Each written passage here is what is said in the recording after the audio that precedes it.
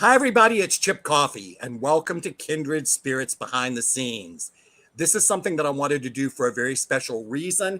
It's because of these beautiful faces that you see right here on the screen. They're the people that make Kindred Spirits happen for those of us who are in front of the camera. So, I want you to meet the crew from Kindred Spirits, and I'll tell you exactly kind of what they do, but I'll let them explain to you more. On your screen, you see Shawn. Shawn is the guy who keeps everything moving when we're on location and on the set. He makes sure that everything is moving in the right direction and that everybody's where they're supposed to be. And if you've got a real problem, Shawn is the person to go to when you're on location. So that's my buddy Shawn. Shawn, you've been on Kindred Spirits for how many years now? How many seasons? Since season 2, so 4 seasons? 2, 3, 4, 5, 6, 5 seasons. 5 seasons, yeah. So you've been around for a very long time. And Shawn and I actually met many years ago on another paranormal show that we were doing when Shawn was just a baby. Yeah, I picked you up at the airport. A long time ago that Shawn was a part of that production. Yeah. And also a part of that production, which we'll get to later, is Mr. Al below, and we'll talk about Al. He's in the lower part of my screen, so we get to save him for last. On my screen, we've got 2 other people that are kind of boots on the ground on location, and they're our amazing, amazing camera operators, videographers, whatever you guys want to be called. I call you magicians because you just make the magic happen. But those guys are, you see George is here, you see Andy and Chris in the same frame. I can't tell you how incredible I think these 3 guys are. They make it happen. We've got some cool stories to talk about the 3 of them. But they're just amazing. I've seen them set up shots and get things and accomplish things that when I watch them on camera or on screen, rather, when I'm viewing the episodes and I can see what they've done, it's just amazing what they're able to capture. So, gentlemen, you guys all have special places in my heart for making me look good on TV, because that's not an easy task. Thank you. Ken is one of the executive producers on the show. He is with Paper Route Productions. Ken has been a part of the show since before it was even in existence. I'm sure you were helping to get it up and about with on the network level. So Ken has been very instrumental in making this happen, and he's one of the go-to guys. If you've got something you really need an answer about, Ken has walked me through so many tech things, as has Chris, the camera guy. They've walked me through tech things when I was unfortunately filming from home here. And they're the ones that if I go into a panic mode or want to kill my computer because it's really not working, they're the ones that talk me down off the ledge. And last but not least is Mr. Al. Al is the executive producer of Kindred Spirits, and he's the head honcho at Paper Route Productions. And I've known Al since the Paranormal State days. Back in the day, he was a part of that. He was a part of that show. I'll let him brag about himself if he will. He's not very good about that, but he's got a very storied career in the entertainment industry, and we're very lucky to have Al and Paper Route being the force behind Kindred Spirits. So thank the 2 of you for all the things that you do to, again, make those of us, the 3 of us who are typically in front of the camera, look good. You guys, these guys are the best of the best. So I've kind of introduced them. I want to kind of let you guys talk for a minute about how you actually came to Kindred Spirits. You know what, maybe a little bit about the things that you've done in the past. Just brag on yourselves a little bit. So I'm going to start with Shawn. Shawn, do you want to mention other things that you've worked on, or how you came about being a part of Kindred Spirits? Yeah, well, it all starts with Al. Al and my oldest brother, I'm the youngest of 4 boys. Al and my oldest brother worked together on a show called 30 Days with Morgan Spurlock. And I met Al at my brother's probably, 20-something birthday. Al, I don't know. I was very young. He was young. You were young. And I was almost young, which is saying something. So. Yeah, it was a long time ago. But Al asked me if I ever had interest in working in TV. I do construction when I'm not doing TV.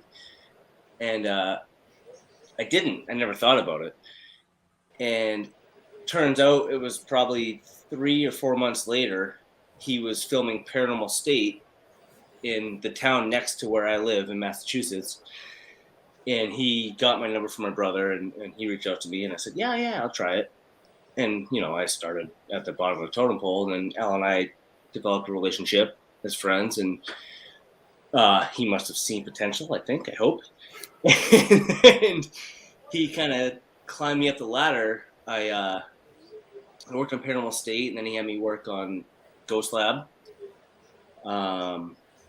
And then eventually he had me work on this TV show called Yukon Men as a production manager. And I lived in Alaska for a few years and worked on that show for Al.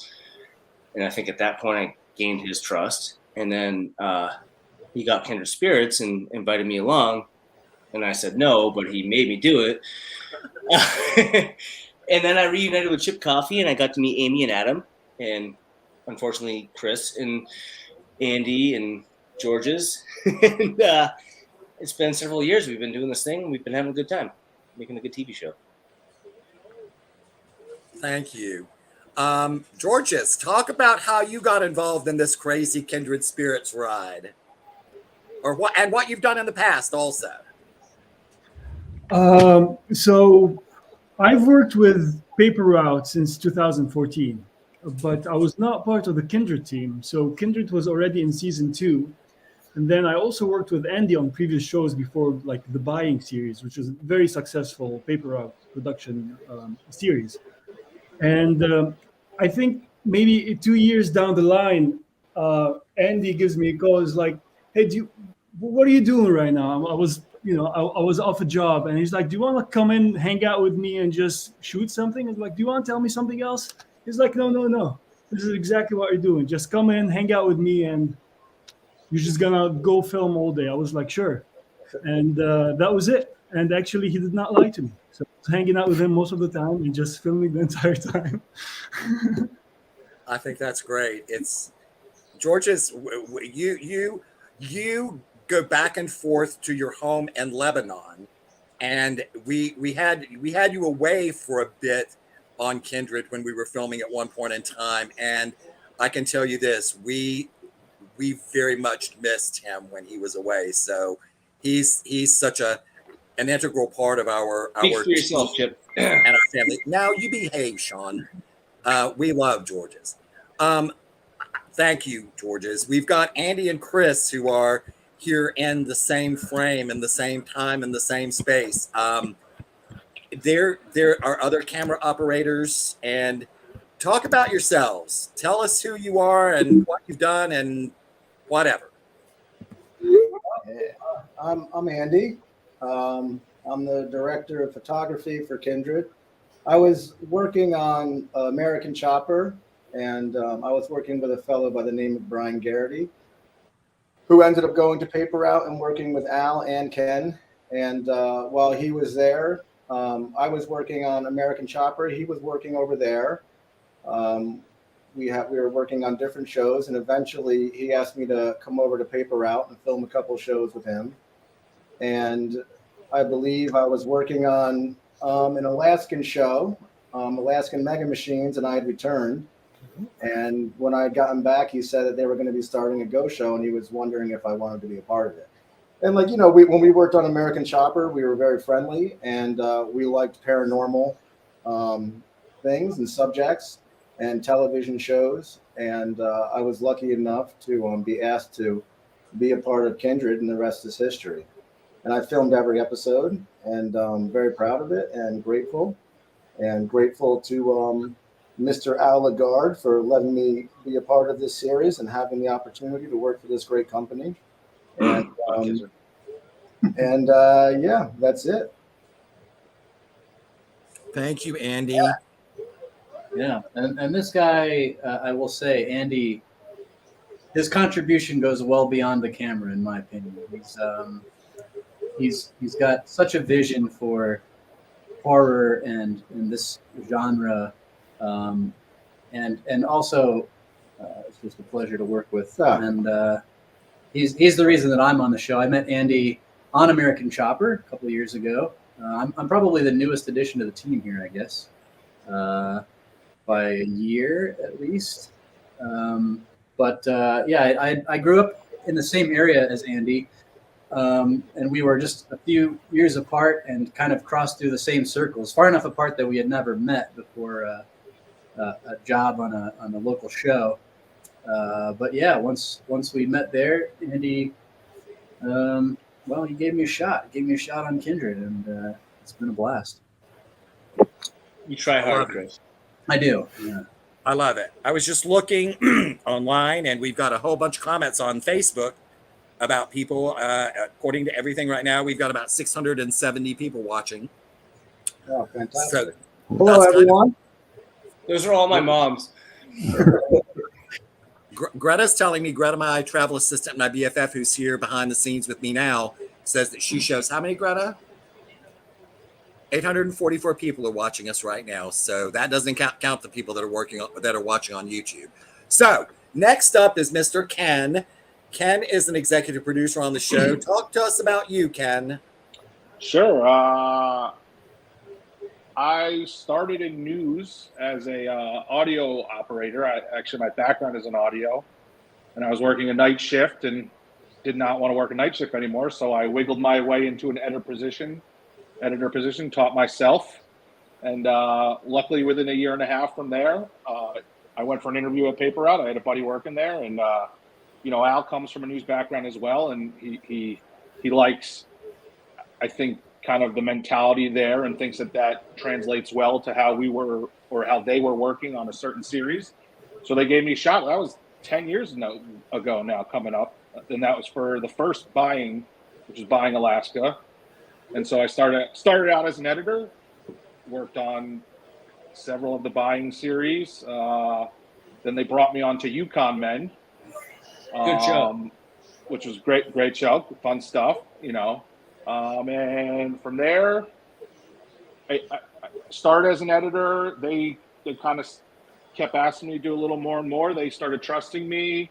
I started accepting, kind of moved to supervising editor, making sure everything going out was kind of in our vision as Paper Route and as the show. And then the final season of that, he asked me to co-EP it, which is still editing, but getting my hands in on more of the management side of things, I guess, when running the show. And then after that, he was like, "So, you want to run post on Kindred?"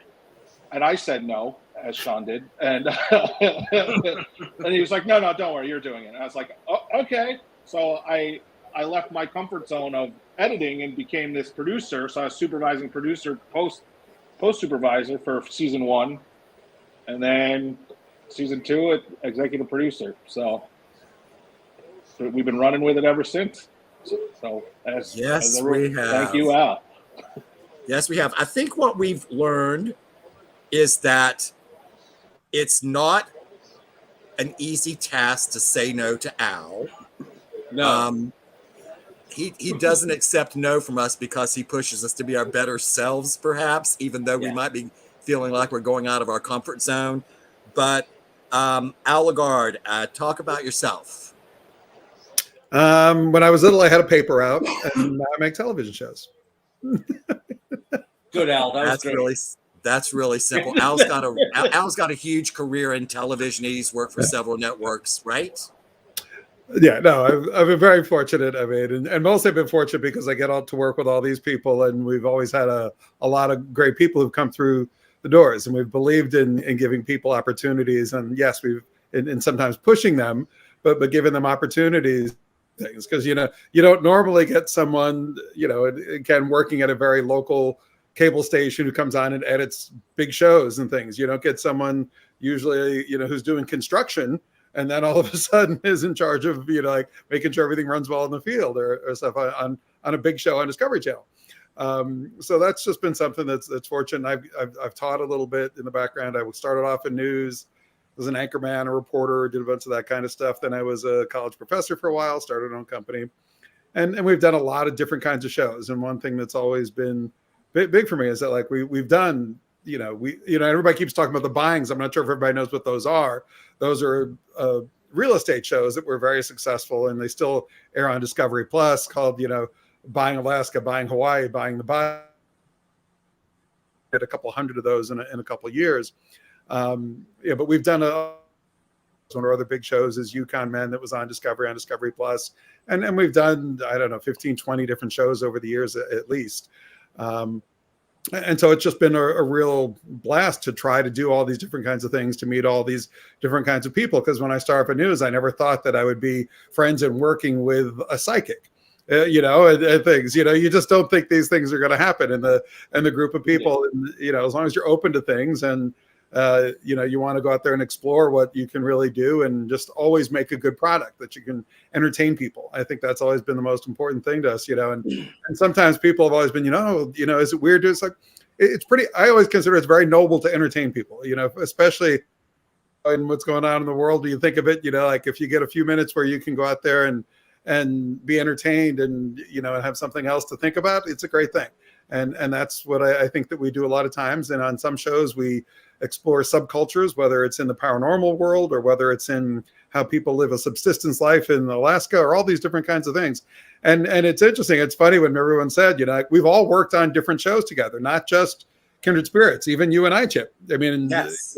We have all worked on multiple shows together, which is a kind of cool thing. And it just shows the different experiences. So it's been a great trip. It's kind of like fate wants us to be together for some crazy reason. So there must be some magic that we're creating, and hopefully there's a lot more magic.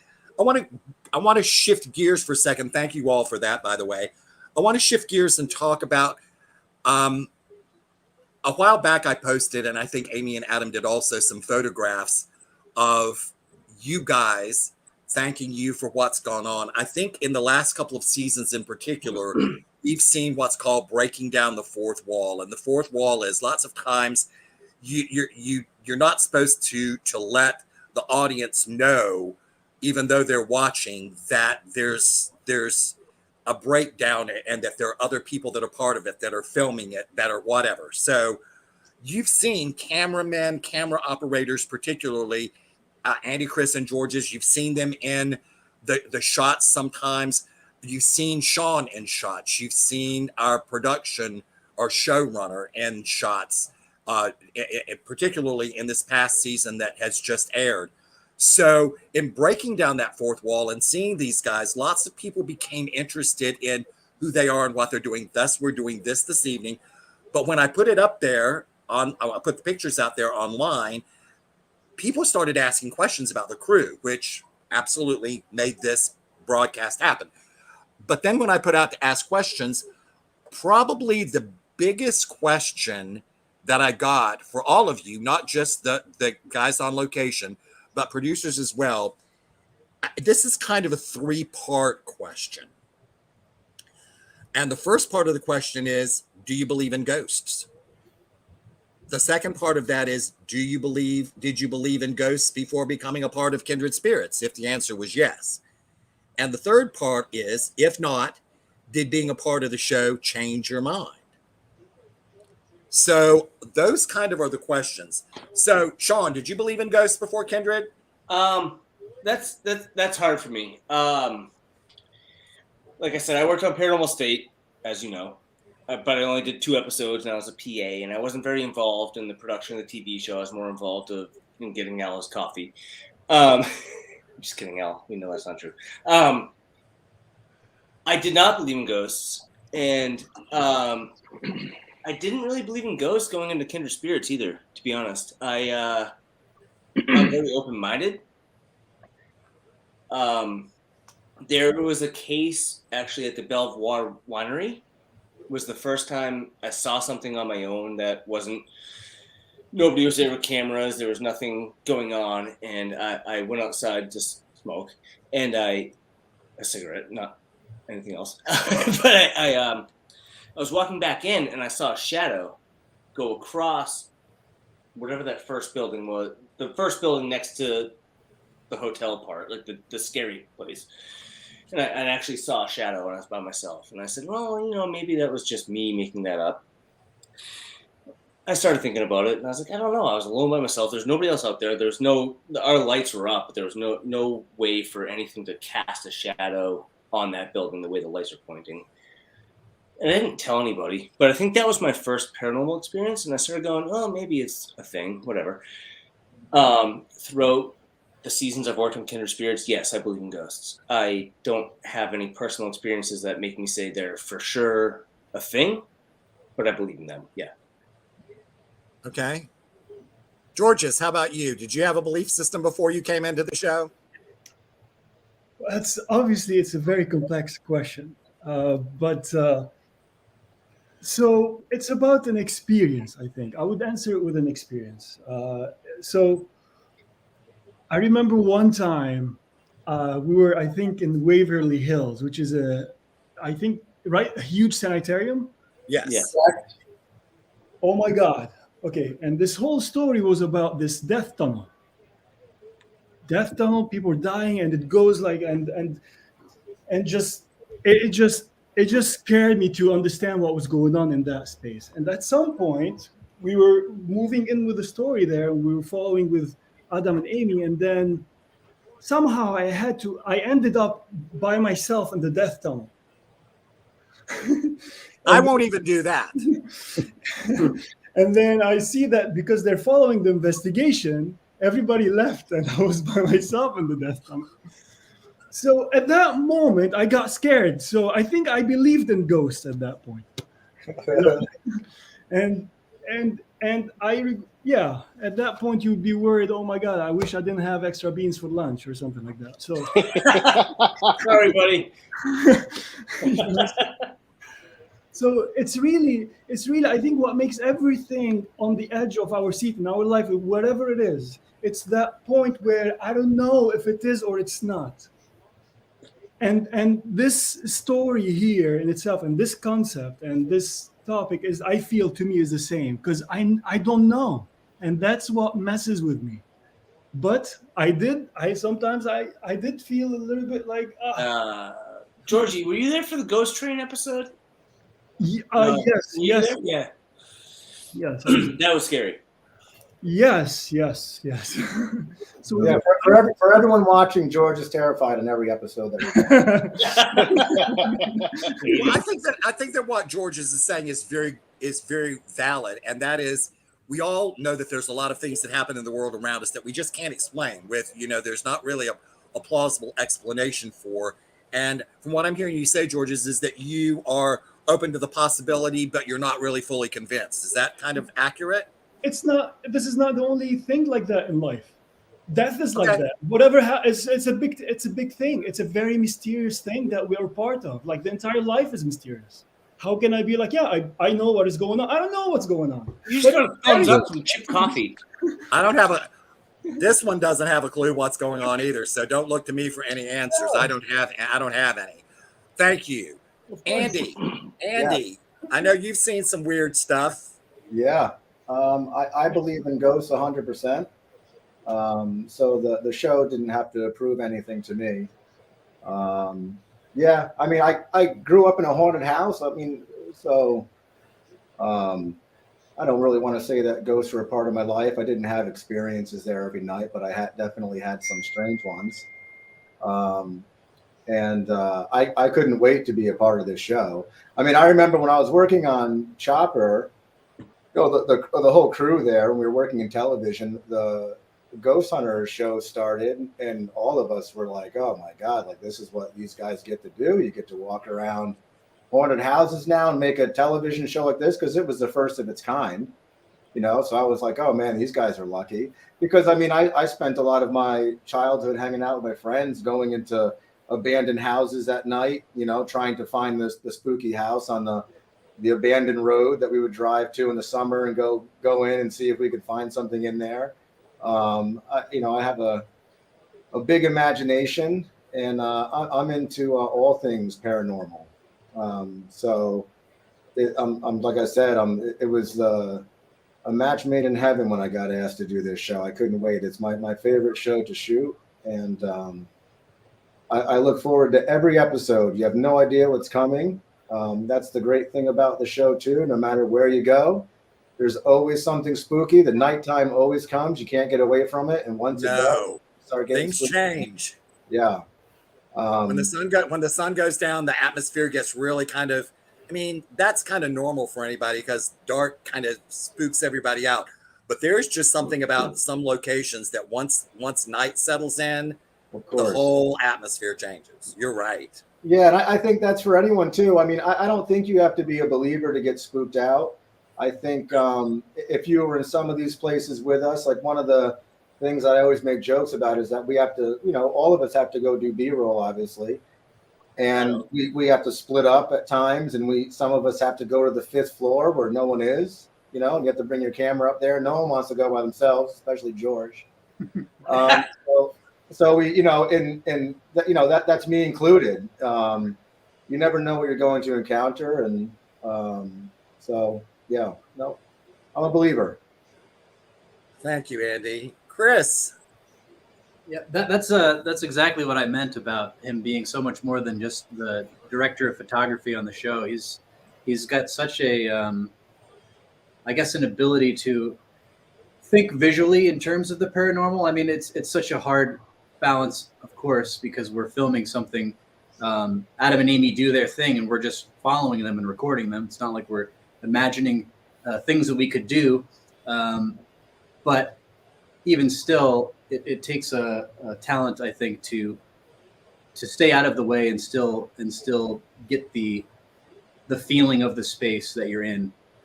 Andy does that really well. My personal experience. I mean, I was raised a Christian.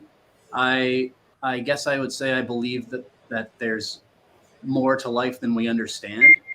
I 100% agree with George. It's like there's a whole element after death, especially that we have no knowledge of course.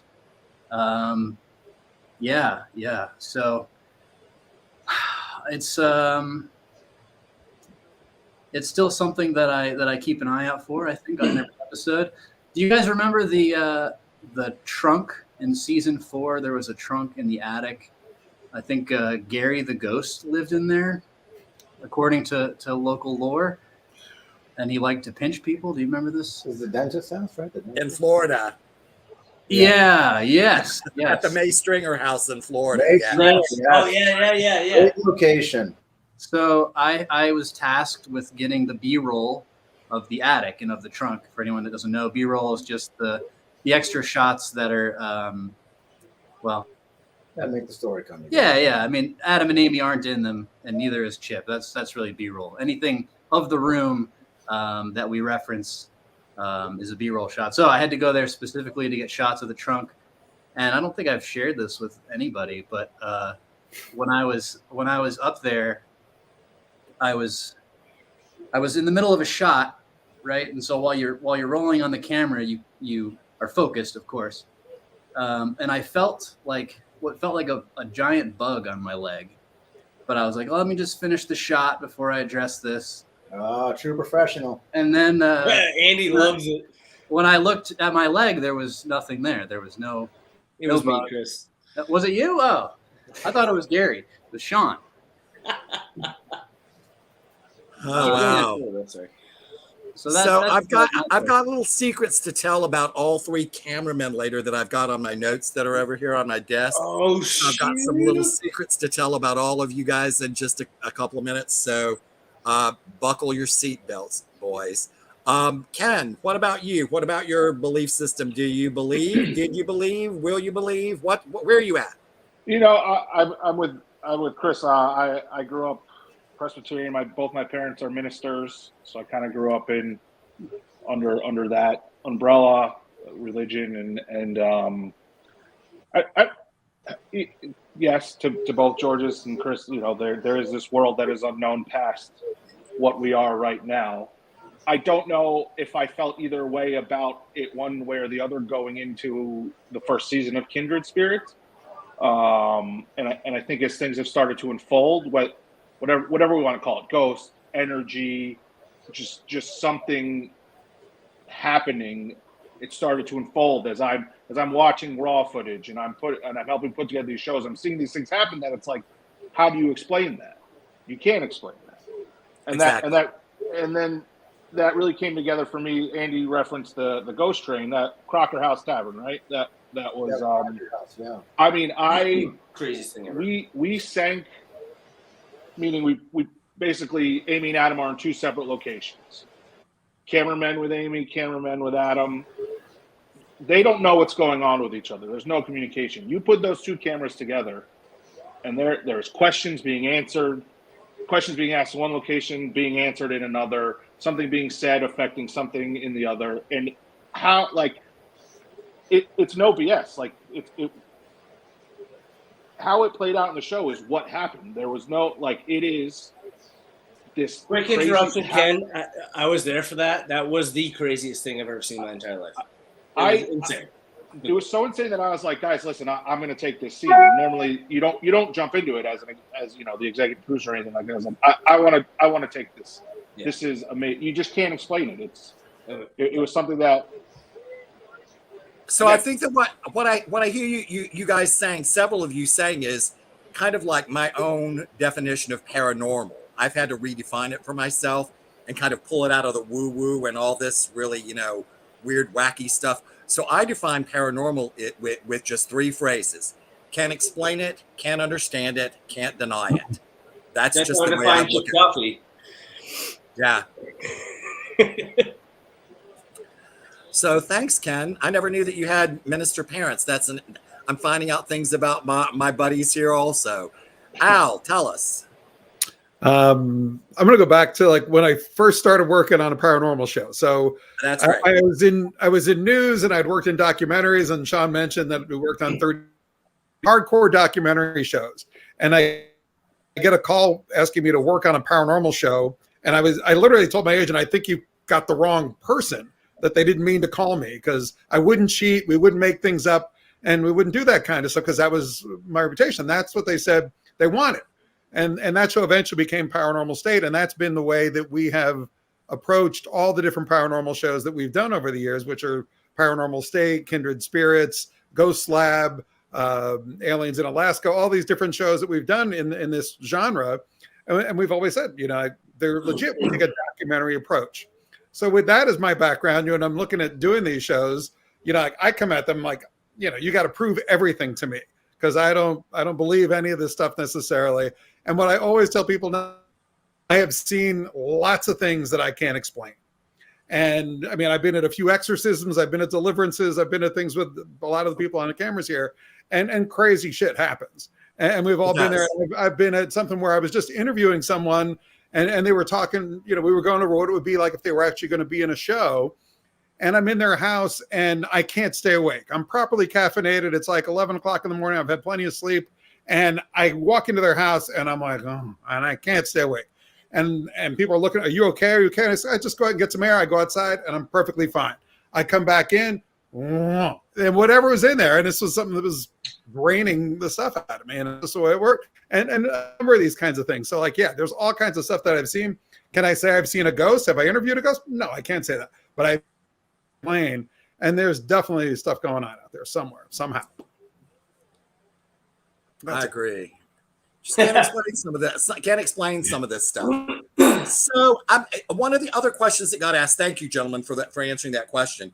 One of the other questions that was asked repeatedly by folks who submitted questions was, has a spirit ever followed you home? Have you ever had anything happen after you got home? If the answer is yes, will you kind of raise your hand? So Lynch, raise your hand, buddy. Come on, I don't have, I mean, dude, come on, don't be shy. No, I make jokes about this all the time, because every time I come home and I return from a show, I always have like a bunch of noises in my house, It's me. Yeah, it probably is you. It's you. So I don't know, and my wife just thinks I'm crazy. So like, no matter what I say to her, she doesn't really believe me. But I mean, I'll be sitting there like, lying on the couch. If I come back late at night, or if I'm turning TV and just returning from paper routes late in the morning, and then I hear a bunch of noises all over the house that I can't explain, and then I come back into the show. I always tell Adam and Amy that something followed me home. It's they don't me. It's listen me to every that. time. No, Yeah. but Andy's defense. I mean, he did have one scare, which is scary. But I from time to time take all of Amy and Adam's ghost gear back to my tiny apartment where I am right now, and there's been a few times where like I'll be on the drive home in my truck, and all of a sudden the spirit box turns on, like just in the back seat or like in the case, and it's freaky. Back to the last question though, it's like I do believe in ghosts, but I don't believe in it enough where it's just like I hit a funny bump and it triggered it on. But there was one time, remember that I think Chris and George, you guys were there. We were leaving a case and I had all the ghost gear. Remember? And I texted you while I was maybe driving. And I was like, some weird stuff's happening in my truck right now. And I got a little nervous about it. And then Andy was driving and I was driving. And me and Andy were texting each other in a group text with all of you guys. Yeah, it And wasn't I that mentioned, surprising, why I'll is say it that. just me and Andy texting? Which don't do at home, kids. Or don't do while you're driving, I guess.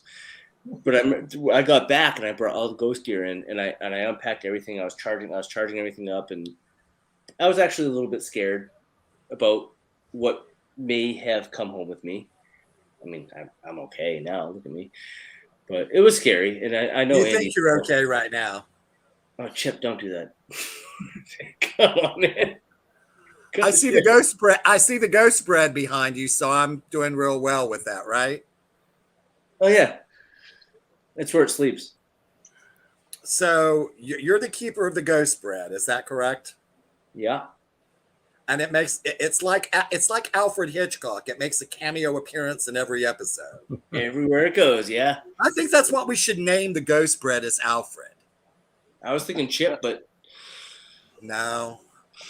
I'm a little doughy. Greta. I'm a little doughy sometimes, but I don't know about that. All right. So let's move on and talk about another question that was kind of interesting. And, I don't know who wants to talk about this necessarily, but if you want to kick in some stuff, people were interested. One of the questions where you guys seem to work way into the night and then you're up and at 'em again the next morning and filming. What is the filming schedule actually like, and how do you keep your stamina up? Who wants to talk about that? Andy, is that me or you, buddy? Well, it's a long day.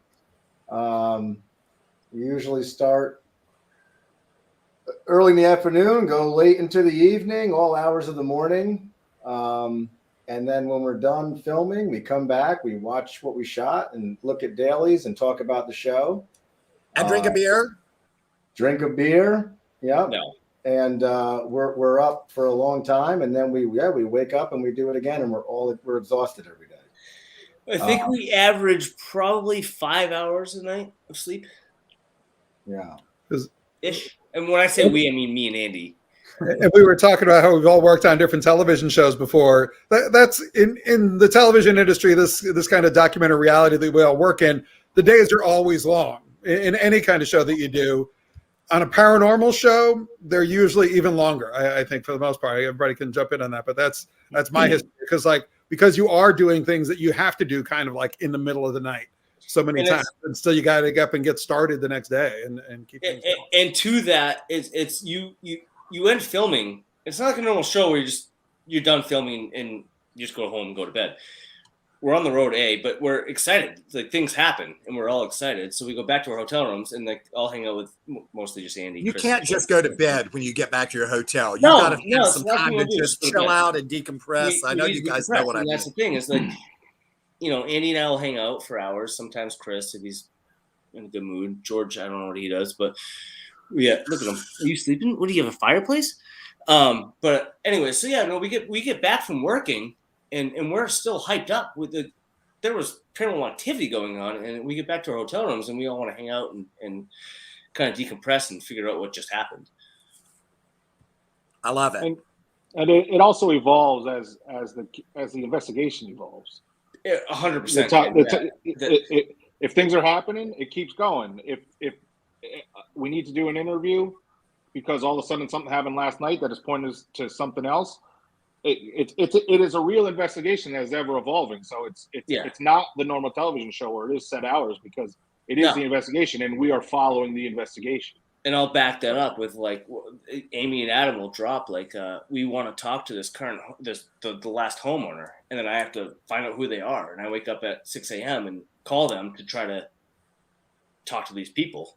it is ever evolving. It's and it would be a lot easier if we could just say, Ghost, we'd like to see you at 9:15, yeah. and then we'd like tried some that, Al. It activity doesn't at work. about 10:45 because Never works. we want to wrap up by 11:30 tonight. It Yeah. doesn't work. That would be great. Yeah. That's kind of like the way I am on events. If they keep wanting me to go and investigate till 3 and 4 o'clock in the morning, and my theory on that is, if the ghosts want to talk to me, they'll talk to me before midnight. Because after midnight, I'm going to go home and put my feet up and chill out in my hotel room. That's just That's what I do when Chris calls me. that. Here's something that I think people I'm also. going to switch roles for you for a second, though. You asked everybody, but you have had ghosts reach out to you at your hotel room and at your from. Oh yeah, absolutely. I haven't had anybody. I've had one ghost, not involved in the TV world, but one time I had a spirit follow me home, and actually, I'm pretty sure that spirit blew my hot water heater and flooded my back hallway in my house. Was her name Greta? No, that spirit wasn't it. She just hey you for a second. But what people also, and you guys kick in on this if you want to, we film typically long days, or you film typically long days. I'm pretty much kind of that guy that pops in, does my thing, and then goes back home. And you guys do the rest of the heavy lifting. So my job compared to what you guys do, and Amy and Adam, is not as taxing. But the days can be long. But you shoot, and this can go to the production guys too. You shoot countless hours of footage on 3 or more cameras, and all that stuff has to be condensed into 44, 45, 46 minutes of airtime. And that's kind of when the magic also happens, is you guys get the magic on one level, and then when it moves to post-production and editing and all the other things that need to happen with getting a show air ready for the audience to watch, there's a lot involved in that, right? Can I let Ken and Andy talk about this? What would you like me to say? Well, I'm just saying you shoot a lot of footage and Ken has to edit it. Yeah, Ken throws half of our footage out. That's what he does. I'm just kidding. As Chip said, there's Andy countless hours Lynch, at 42 director of minutes. photography, he would never put his camera. I have to yell at him to go back to the hotel to go to bed. He would put a camera on his shoulder for 24 hours a day if he could. But on the backside of that, we have, well, not Ken anymore, but we have editors who have to watch all of that footage, which most of it's decent. Yeah, I mean, listen, it's like I said, I love the show. The show is a lot of fun to shoot, and we get to be creative. We're making a reality show. It's a documentary show, but we do get to make it creative. You don't always get that chance to do that. Thanks, Al. So there's a lot of time spent, when we're not even with Adam and Amy, or we're just trying to do, figure things out for B-roll, or just setting things up, or just filming the locations and trying to make the locations look good. It's endless. We don't want to stop filming. It's something that we all love. I'm grateful to work with Chris and George. They work nonstop.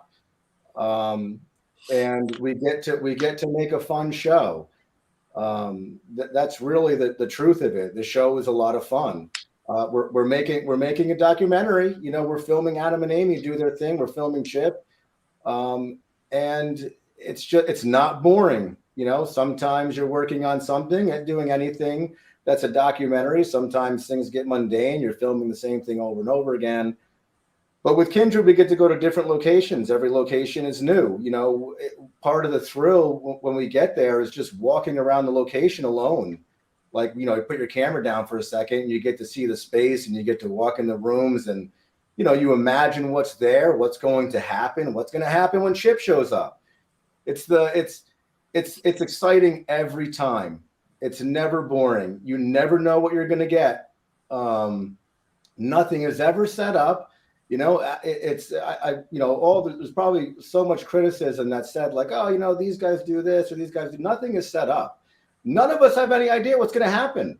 I mean, we're filming there most of the time. We end up like moving into these dark spaces. Some of us have to go into a different room, into a different spot, and we don't even know what's in there. I mean, like, for example, if we're shooting in Waverly, we're doing a long shot. We could be 100 feet away from our cast or from anyone else, and we have to back into this dark room. We have no idea what's in there.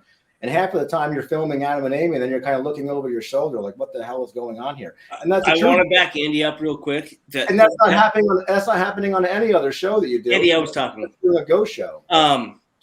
No, that's why I love working the show. It's very genuine. It's no bullshit. It's Amy and Adam and Chip do their thing, and that's it. That's what Chris and Andy and George are doing. Is they're just documenting what Amy and Adam and Chip do, and there's no drama. There is drama because. And what's really interesting is that that the crew is there, but they are so much. It's like a dance. It's almost like after you do it for a while, it's almost like you've got the choreography of it because you kind of dance around each other. You make room for each other. You make space for each other.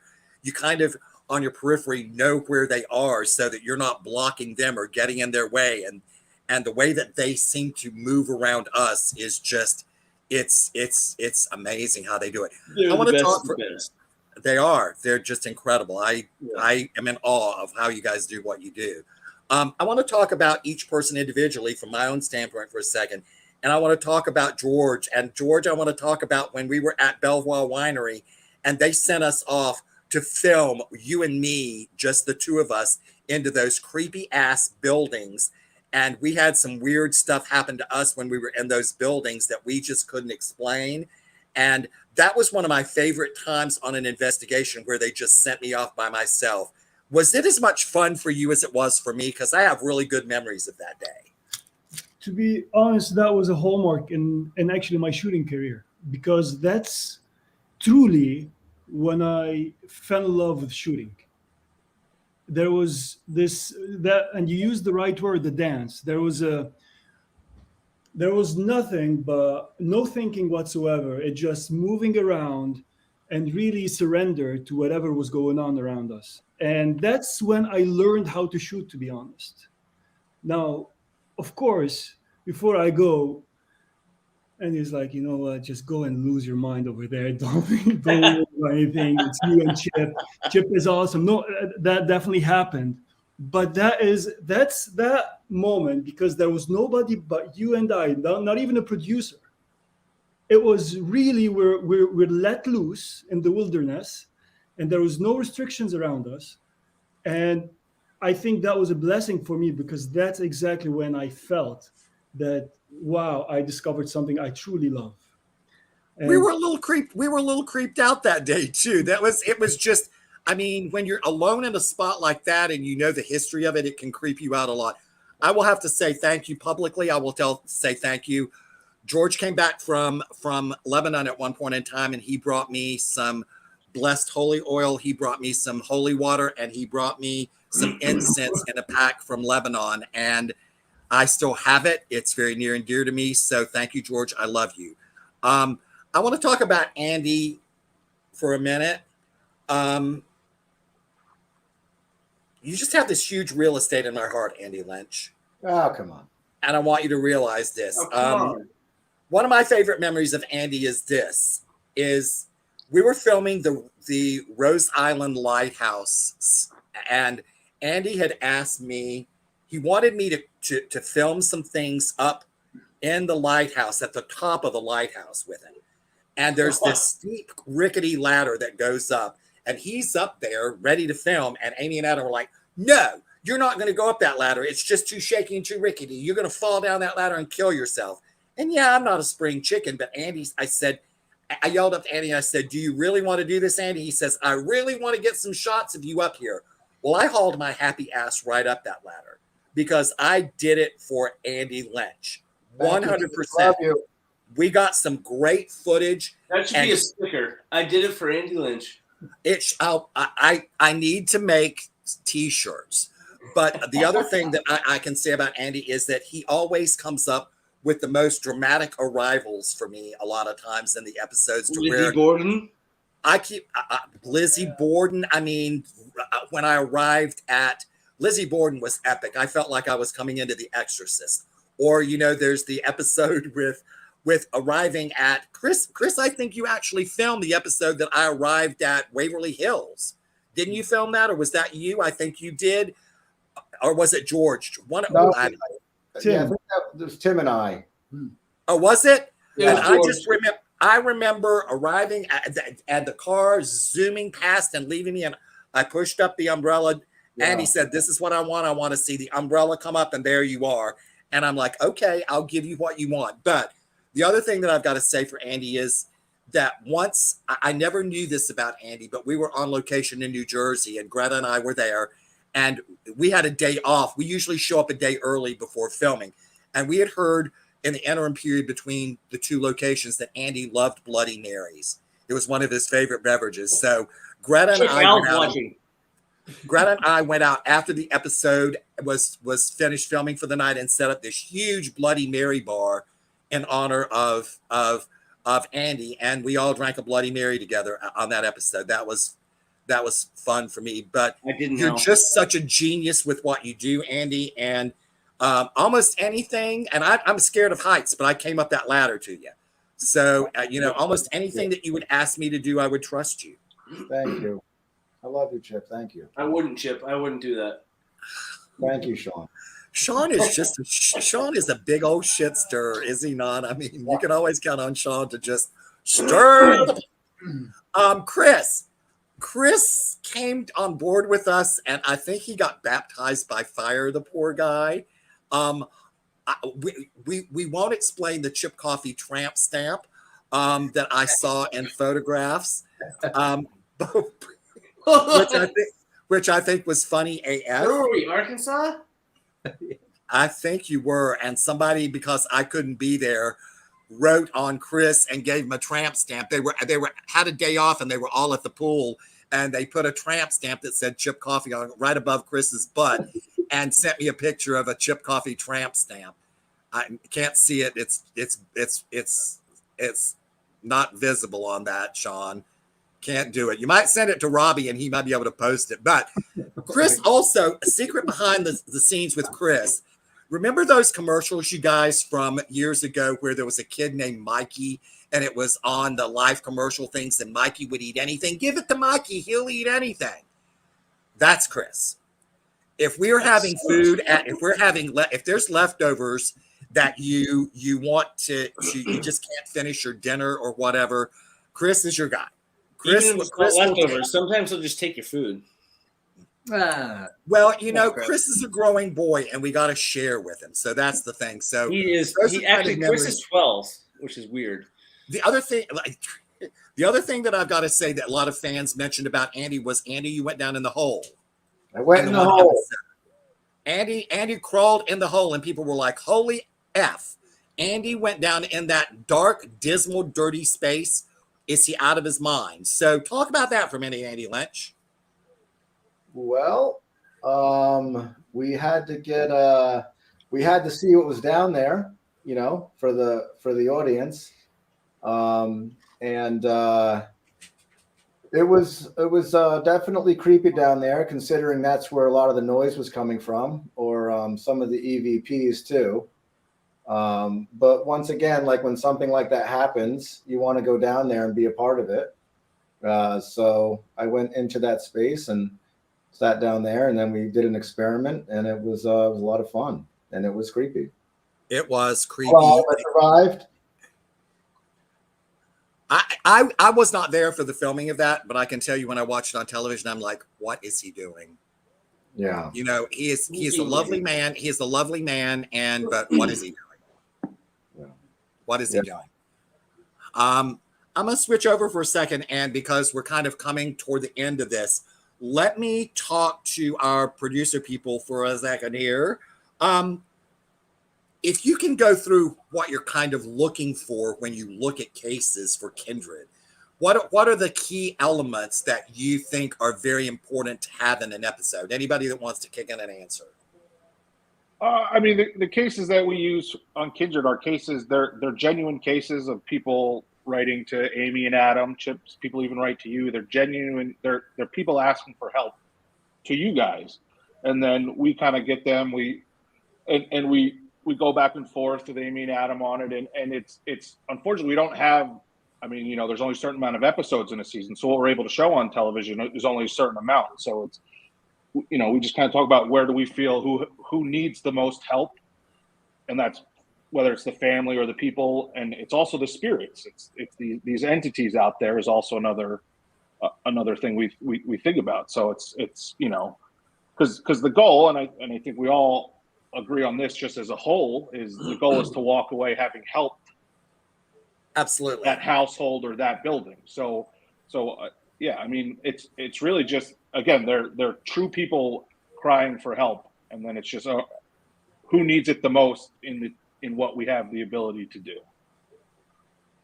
And then I'm sure, because I can only imagine that this would happen in certain times. There's probably people that are really kind of, there are things going on in their house, but there's nothing extremely serious, and you can kind of talk them down off the ledge a little bit, because if there's nothing, there's got to be a certain level of urgency, I would imagine, right? Is that yeah? valid? And I think that's what I mean by who needs the help the most. Is who is absolutely terrified. Who can Amy and Adam and you truly help and benefit? How, like that? Yeah, there needs to be the vetting process takes a while. You guys have lots of conversations and videotape and whatever with the folks that they're asking for help. So there's a fairly extensive vetting process, right? Yes. Yep. Now, here's a question for you, and this is no disrespect, man. Have you ever had anybody submit something that you thought was just looking to be on the television? You know, yes, I'm sure that's happened here or there. I think by the time it gets to us, that's pretty well vetted. That's the answer I wanted people to hear. Yeah. By the time it gets to you, you can sort of weed those folks out. Yeah. I think from Amy and Adam to you to then to us, we all know what a true plea for help is now after doing it for 7 seasons. And I think that's very important for folks to hear, is that these cases are genuine need, authentic, that we're responding to the cases that we, in our estimation, we can't do all of them, but the ones that really require the attention that we can provide for them. Let's see. I had one more thing I wanted to talk about. Chip, while you're looking at that, I want to say one little thing. I'm sitting here looking at this group of people. Well, they are all really talented, but I also wanted some people who are watching to know women do work on this show as well. Oh, yes, absolutely. We do have women on the crew in the field. We have women in the edit bays. We have women working on the show. It's just kind of the way it worked out for tonight, that I wanted people to be aware of that. Our audio person is a female, and unfortunately, she's working on another show. We did invite her, and as I said, Amy and Adam were invited, and we had thought about inviting some of the editors. One of my favorite editors is a lady named Paula, because she loves editing my stuff, and I'm selfish and egotistical like that. So I will just tell you that we were going to invite some of the editors on, but we figured that was getting too much. So if you guys liked what we did here, we may be able to pull in some other stuff that we can do later on. But yes, we do have some very wonderful women that work on the show also. There's, you know, it's not just not just the guys club. What's your absolute, let's close out with this. All right, so I'm going to let you guys pick. You want to give your favorite memory of this? Pick a question that you want to answer. Your favorite memory of working on Kindred, or what's your favorite part of the job? Or you can answer both questions. Shawn, why don't you start? Oh, that's tough. My favorite part of working on the job is hanging out with people like you, Amy and Adam, obviously, but like when the new characters come on or Tanny comes on, and hanging out with people who are actually going to make a big deal about that episode. It's going to be important to the episode. My least favorite part about working on the job is probably Chris. Yep, me too. And we say that in fun. No, I love. For me, it's about travel. I love to travel, and I was like, I love the history. I was never a history person when I was a kid, and I regret that. Growing up, and when Amy and Adam go to like the historical societies and stuff like that, I truly actually pay attention to what they're learning, whether it matters to our case or not. It's fun for me to go to a small town in the middle of Iowa and learn about what happened there. And I think Shawn of 10 years ago would have hated that, but Shawn loves that. And I think that's actually honestly my favorite part of the job, is just learning history about new places. Thanks, Shawnee. George, favorite memory or favorite part of the job, or both? Wake up! Well, just really, what really I take to the heart is how much we all are for each other in the field. And I think the part of the stamina that was not answered, for working long hours, what keeps us really going for even with little sleep, is how much we really care, and everyone shows up, and everyone's eye on everyone else, even people on the edit, and we really want to do the best work we can just because we care. And that only happens when there's a bunch of friends, bunch of people who have the same kind of dream and same kind of vision. And I mean, that is definitely, that's it for me. That's something super valuable. We love you, George. Even though Shawn's being mean to you sometimes, I'll smack him. He's kissing ass. Well, He doesn't need it. here you go. No, Oh, here we go. These are I'll, from Shawn for Andy. doing a good job. Andy, what's your favorite memory or favorite part of the job? No, I'll second what George says. I mean, it's very hard to say if I had a favorite time of the show, or even a favorite episode for that matter. But it's working with the crew. It's working for the company in general. Honestly, it's like working for Al. It's like you get to work for your boss, who, like, in a lot of television, you don't necessarily get to meet the boss all the time, but Al, you can talk to and hang out with, and I get to call him, and we get to go over ideas, and that's a wonderful thing to be able to talk to the big boss man, and Ken as well. I berate Ken with a bunch of text messages and calls. I love it. I love it. But that's what makes this show great, is that we can go all the way up the chain, and we can discuss ideas, and none of us are afraid. Al gives us free reign in the field to be creative and do our job, and that's the reason why the show is how it is. We're a family in the field and on the road. You got to realize, if you go to work every day, some people take off work, some people, none of us get to take off anything. We're in the middle of the country, so we have to show up and we have to go to work, no matter what. And if there's ever a problem, we all have each other's backs. We can all talk to each other, and we all know we're going to work hard. It makes for a successful show, and we are with these people 12 hours a day working, and you're going back to the hotel afterwards, and you're hanging out with these people afterwards. Then you have to hang out with these people on the road on the weekends. We don't. And if you don't like them, it's going to be miserable. That's the whole point. We can't get away from each other, and we love each other, and that's what makes this show great. We love Adam and Amy. We get to work with fantastic talent.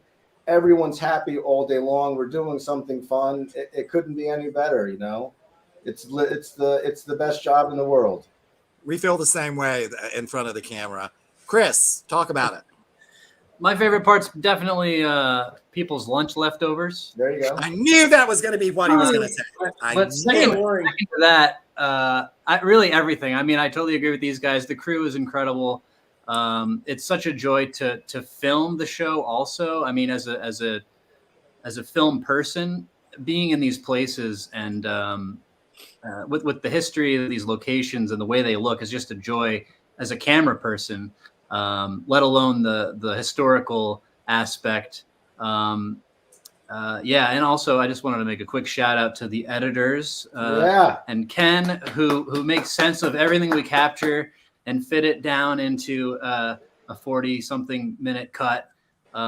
It's incredible that you're able to do that. I mean, most of the time we're like walking backwards in the dark blindly, and they have to make sense if we miss part of a shot or something if they make it work.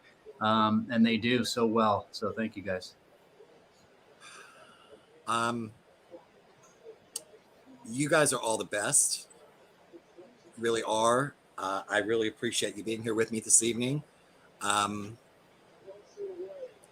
We're hoping for many more seasons of Kindred. We'd love to be back. We'd love to keep doing a show that we hope everybody will love. We'd love to be back on the road and doing more episodes. So thank you all for being here. One more thing I wanted to do. Robbie, can you come on? Are you lurking in the background? Robbie was our technical producer for this evening, so I'm hoping Robbie is at his computer and will come on. Hey, Robbie. Hey, Thanks, Robbie. great job, guys. That was fascinating to listen to. So let me tell you about Robbie for a second. For those of you who may not know, Robbie is one of my goddaughter, Ella, who you see on social media. I post about her a lot. Robbie is one of Ella's dads, so that's one of his claims to fame.